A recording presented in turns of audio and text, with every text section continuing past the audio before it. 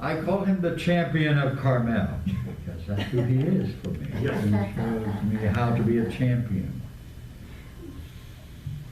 But I don't need to look at the topic that he's going to speak about, because I always know what Jimmy talks about. Talks about love and God. Always is talking about God, because it is something that is on his lips constantly. And for that, he is going to teach us something new today. So let's welcome our own champion of Carmel, Jimmy Butler.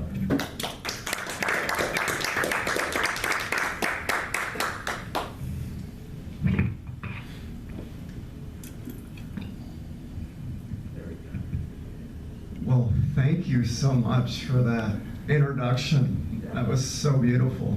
What a beautiful introduction on Valentine's Day. In fact, I can't think of a better introduction than that. That hit my heart. Well, it's so wonderful to be back here today at Carmel Temple. Carmel Temple is a place I've been coming for many, many years to do my spiritual meditation. So it's so wonderful to be back here with all of you here today. I'd like to start by congratulating all of you, because you've all hit the spiritual jackpot. You've all won the spiritual lottery.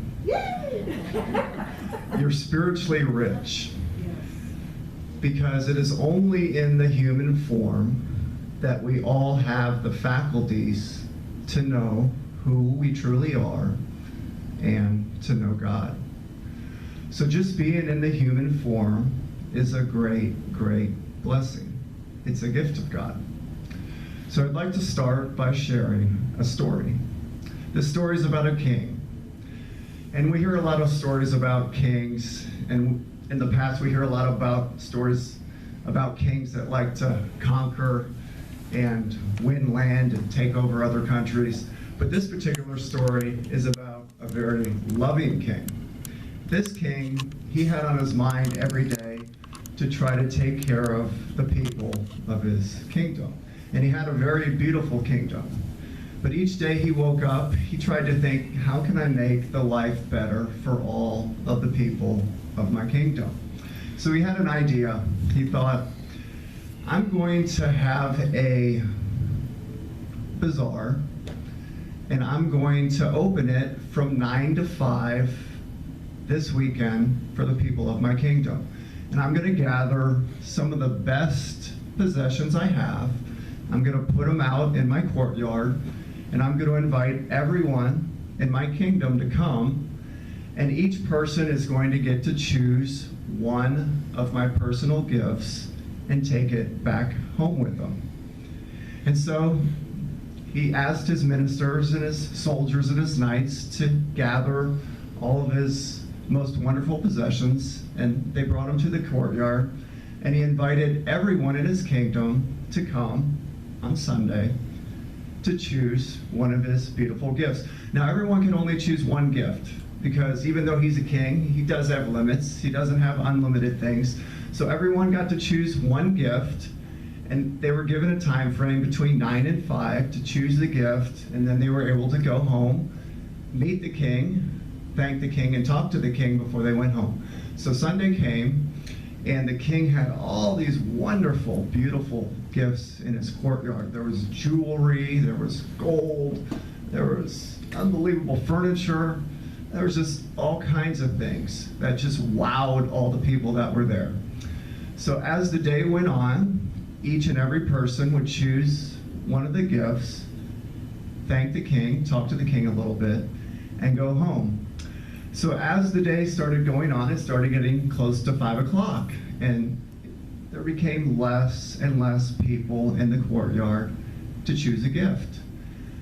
And right towards the end of the day, about 10 minutes before 5, the courtyard was going to close at 5, there was nobody left. The king was looking out, he noticed there was nobody left except one person, and it was a very young boy, 7 years old.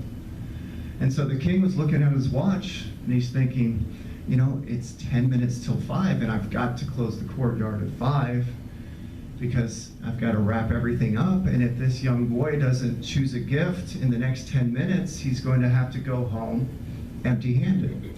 So the king went out and went to the young boy and said, "Hello, my friend, can I help you?"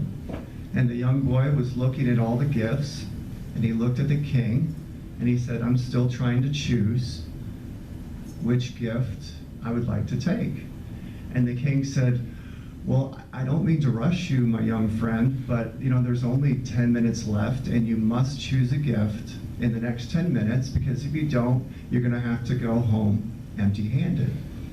And so the young boy looked at the king, and he looked around at all the gifts, and didn't say anything. And so some more minutes went by, and 1 minute before 5, the young boy looked around again at all the gifts, and he looked back at the king, and he said, "I have chosen my gift." And he looked at the king and he said, "I choose you." So this story has a lot of meaning to it. And, you know, we all have to make a choice while we're living in this world. And so the question is, just like the little boy could have chosen all the gifts like everyone else did, but he actually made the decision to choose the king, we have choices that we can make also every day while living in this world. Because none of us are going to be living in this world forever. Each and every one of us has a certain amount of time left for us. And we don't know how long it's going to be. We could be here till tomorrow. We could be here another 10 years. We could be here another 20 years. And God willing, we could be here 50 or more years. But each and every one of us is going to, "I have given an order to my soldiers to chop your head off if you spill 1 drop of milk." And so the peasant gulped, and he thought to himself, "What have I gotten myself into? I came here for enlightenment, and now I'm in this predicament." So the king gave the order, and the peasant had to start walking in the kingdom with the bowl of milk on his head. And so the day went by, and towards the end of the day, at 5 o'clock, lucky for the peasant, he still walked in with the bowl of milk on his head and went back in front of the king. And the king was very happy to see him. And he said, "Hello, my friend. How did you enjoy the sights of my kingdom? There were so many beautiful things to see. Did you see my beautiful gardens? Did you get a chance to talk to all my beautiful people?" And the peasant looked at the king and said, "Sir, I didn't see any of your kingdom. Sir, I don't remember anything about your kingdom. I was so focused on the bowl of milk on my head that I had no time or no attention to look at anything in your kingdom." And the king looked at the peasant and said, "Now, my friend, you understand the secret of spiritual enlightenment." So this story is very beautiful because it gives us an example of how focused we need to be on our goal, how focused we need to be on God. So just like the peasant that had the bowl of milk on his head was so concentrated when he walked through that kingdom, he didn't dare take his attention off the bowl of milk. We need to get to a point where we're so concentrated on God that we don't even notice the things going on around us, especially the distracting stuff. And that as we're walking through the day, we constantly have our attention on God. So I'd like to end with a 2-minute meditation. And this technique is the technique that I've been using at Carmel Temple for many, many years. So we're all going to sit comfortably in the seats we're currently at. And what we're going to do is we're going to sit in any kind of posture that you're comfortable with. Please sit far away from each other where you're not touching each other, because we don't want to touch each other or that distracts our attention. And so what we're going to do is we're going to close our eyes and we're going to put our attention 6 to 8 inches in front of us, right about here.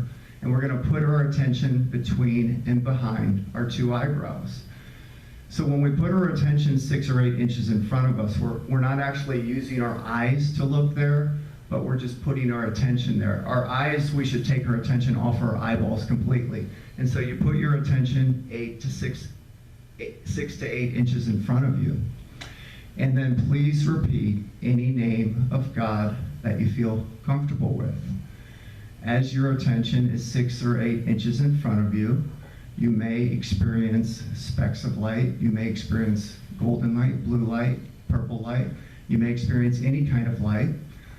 If you do experience any kind of light, please keep your attention in the middle of whatever you see.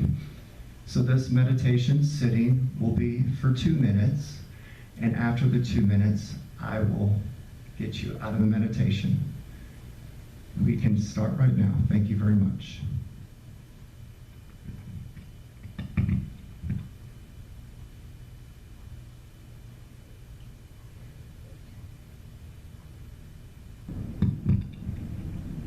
Please leave off. Please come out of meditation slowly.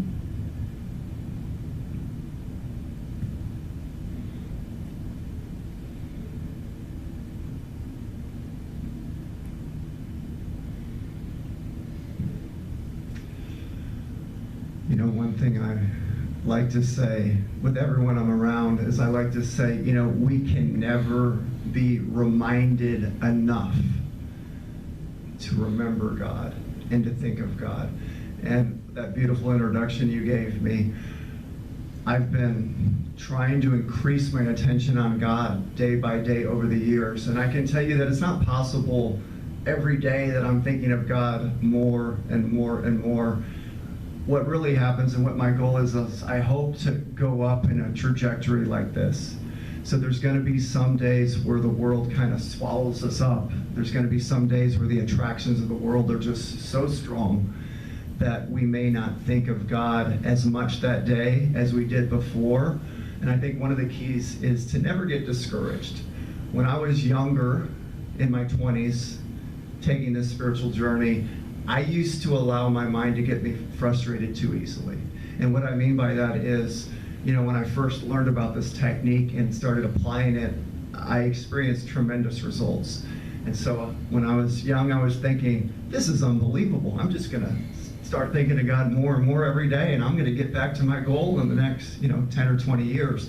But it didn't take me long to figure out that some days I'm more successful in thinking about God than others. And know that it's not possible to just increase your thinking of God in a chart going upwards every day. So never let your mind to get you frustrated. In fact, if you have a day or a week or even longer where you start noticing that your attention has not been on God enough, those are usually good times to get motivated and start increasing it back in the right direction.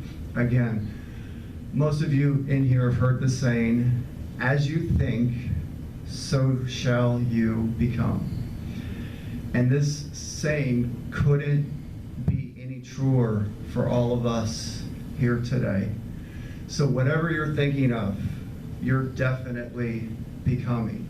Whatever you're thinking of, you're definitely drawing energy from that source. And so if we think about that deeply, who do we want to become like? Who do we want to be like?